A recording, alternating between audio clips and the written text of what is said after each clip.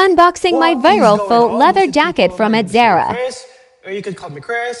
So, another day, another budol. Hi everyone! So today's video is ayan. So mag-unbox tayo ng na-purchase natin sa Zara. Ayan. So it's from Zara. Ayan. So kakarating niya lang kanina and last year ko pa siyang in-order. Ito yung Zara na leather jacket na viral ngayon. So, without further ado, i-box natin. So, for sure, this item is wala pa rin sa Pinas. So, siguro sa ibang bansa po siya galing. Kaya medyo matagal dumating.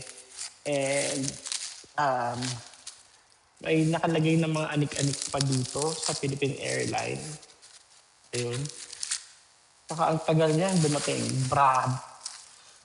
Sobra. Sobra, sobra, sobra. So yes, ayan, gawa mo na akong comment for this one. And so mag-unbox na tayo. It's been so long na hindi ako nakapag-unbox sa Zara or Zara na item because walang budget. And now is medyo nakaluwag, so mag-unbox tayo. Dalawang video yung gagawin ko guys, separate video ng isa at saka isa naman din. Ayan, kasi wala na akong content.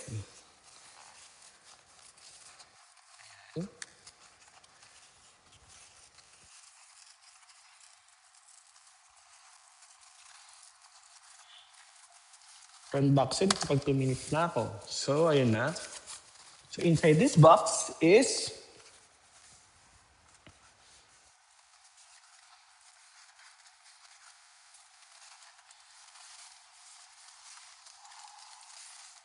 ayan. So, first item is this one.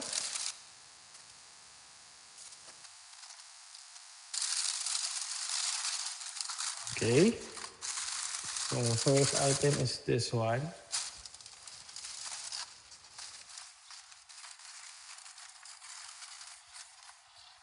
Yun. So, gawa mo na ako ng thumbnail for this one.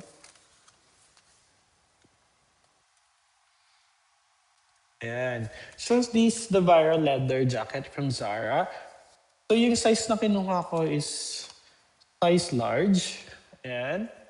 And the price is this one, 4,995. And this is a female size, guys. For this one, I believe kasi naman siya sa akin. So large yung kinuha ko kasi for size preference, I'm 5'11" and 78 kilos. Ayan. So, ang ganda niya, ang dami niyang tawag dito. Ang dami niyang pwedeng gawin. Ayan. See? Kung mahilig kayo mag-rice with everything, super maganda to guys. And meron pa siyang something. Dami niyang pwedeng gawin. Ayan o, see?